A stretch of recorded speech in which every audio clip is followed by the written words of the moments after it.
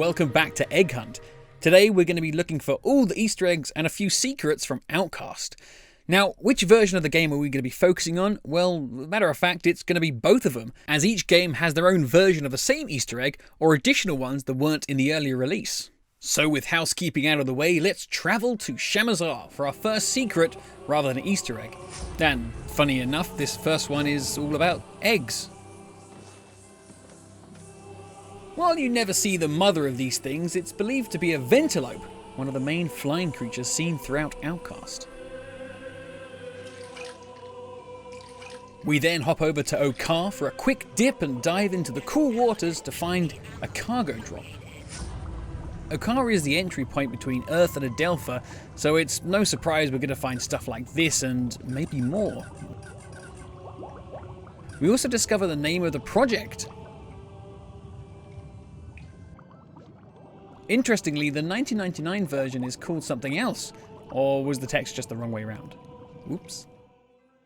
As we traverse the streets of Okriana, we can find a lot of these luminous plants. Well, according to one of the developers brought on for Outcast Second Contact, these plants would grow close to where a Talon had died, a rather morbid detail to an otherwise beautiful plant.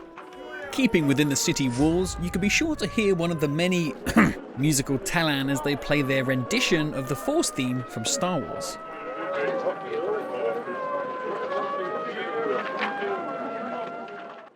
If you go a little deeper into the south of the city, you can hear an even more talented musician play a very jazzy rendition of Santa Claus is Coming to Town. I like the idea that this tune was one Professor Kaufman would hum as he visited the region of Ranzar.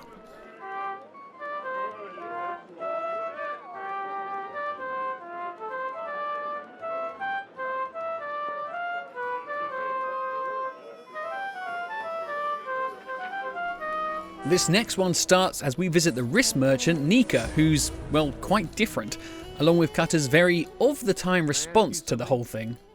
Hi there. Welcome to Okriana, Ulukai. I am Nika. Okay. What is wrong, Ulukai? Your voice.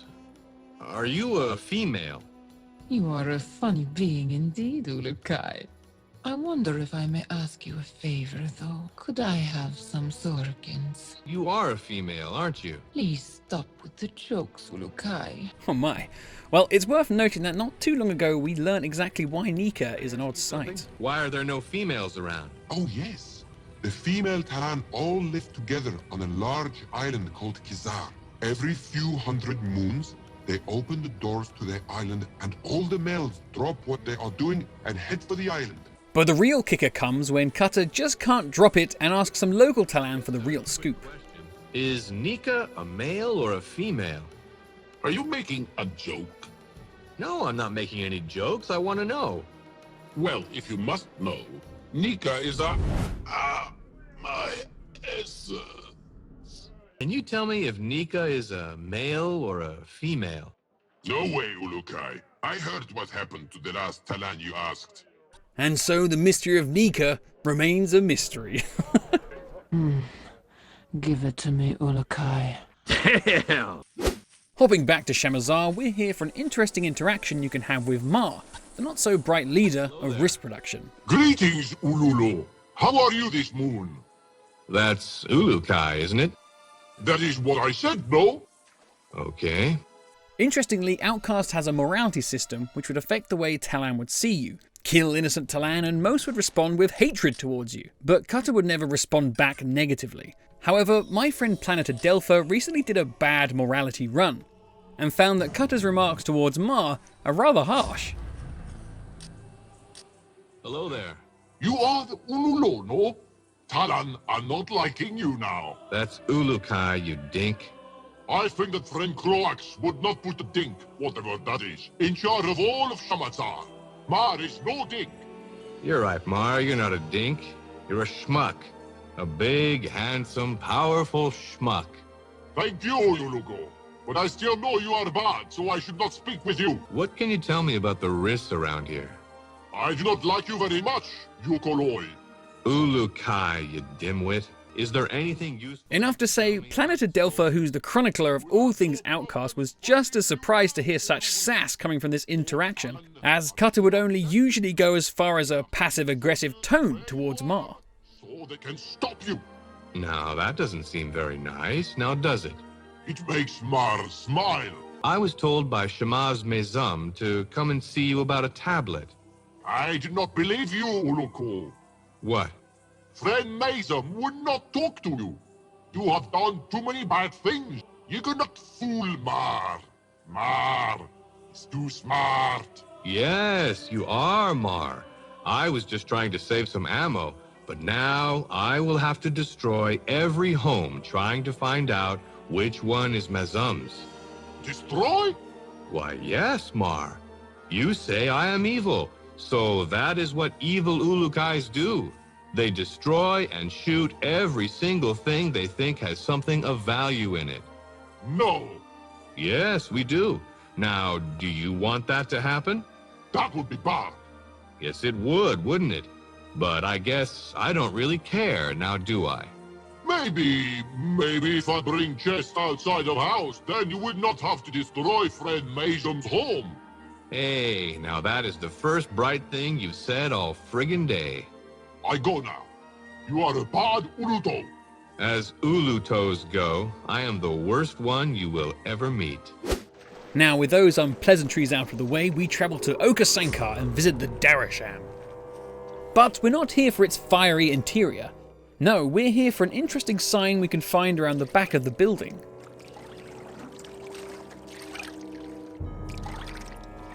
No public urination. Well, you know what they say, signs only go up for a reason. So the question is, all these years later, is the Darasham still having problems with the urinating menace? Carefully scaling the terrain, and dipping into the Sankar-infested waters, we find that, yep, they're still having a problem.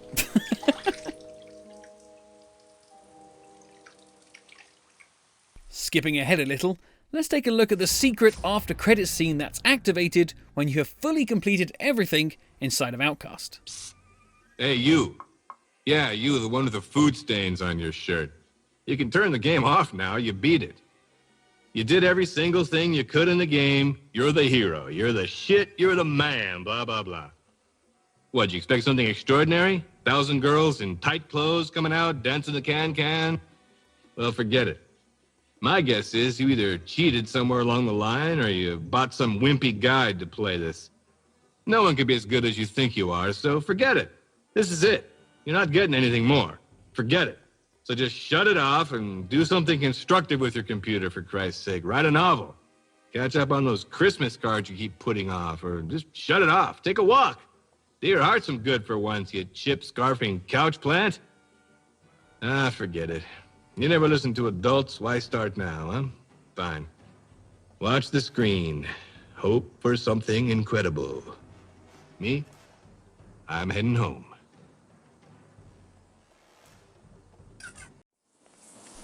Now, let's talk about the first of 2 new rooms added into Outcast Second Contact. Entering the Palace Fae in Shamazar, we scale the surrounding walls and find a new staircase that leads into the basement.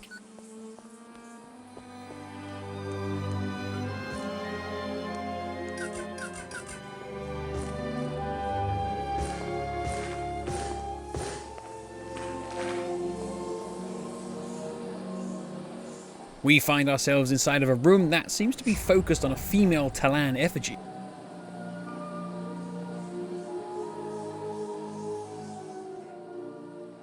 Looking around the room a little, we find 4 boats in various places. If I had to make an educated Outcast fan guess, this would be a room dedicated to the ceremony mentioned earlier, in which the gates to Khazar, where the females live, are opened for mating season. Funny enough, there's a few similarities to some concept art done for Outcast's cancelled sequel. We find ourselves back in Okar for the next secret room. It's worth noting that the land of Okar is full of strange structures without any history, and a few ancient faces that may be a nod to the famous illusion of the face on Mars. But we find the location of the secret room at the base of the giant broken Daoka, suitably hidden behind the waterfall.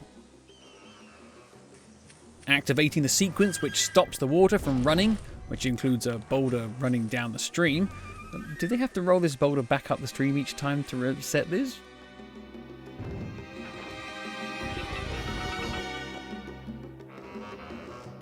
We now have access to the key we would usually find there. But now to our right, we find some stairs.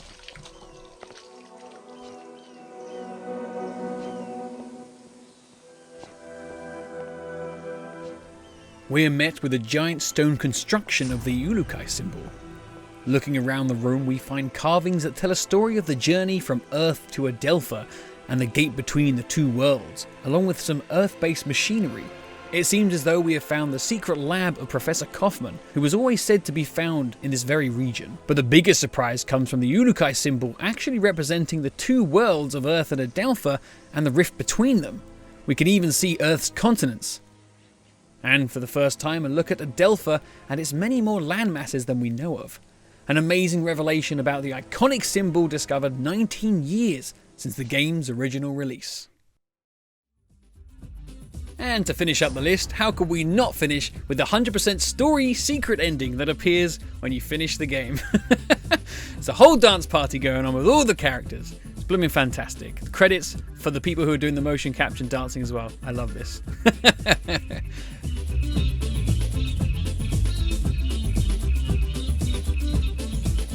And so there we are, we come to the end of our Outcast Easter egg hunt.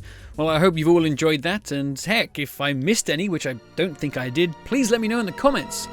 But without anything more to say, thanks for all for watching, don't forget to subscribe and like and leave a comment, and I'll see you next time under the moons. See you later.